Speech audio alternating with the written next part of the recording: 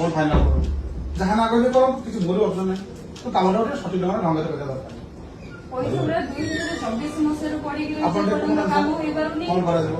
ଲକ୍ଷ ଲକ୍ଷ ଟଙ୍କା ପଞ୍ଚାୟତରେ ପଇସା ପଡିକି ରହିଛି, ସେଟା କଣ କାମ ହେଇପାରୁନି। ଯୋଉଠି କାମ ହଉଛି ସେଟା ବିଲ୍ ପଡିକି ରହୁଛି 6 ମାସ ଲେଖା। ଏଇଟା କଣ ଡେଭଲପମେଣ୍ଟ?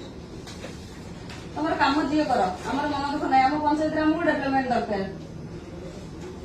ଯେତିକ ସବୁ ପଞ୍ଚାୟତ ଫଣ୍ଡ ସବୁ ଯାକ ପଡିକି ଦେଖୁନି ରହିଛି। ତାଙ୍କ ଆଉ ତ ସମୟ ନାହିଁ ଯାହା ସରିଯିବ କାମ ଗୁଡା।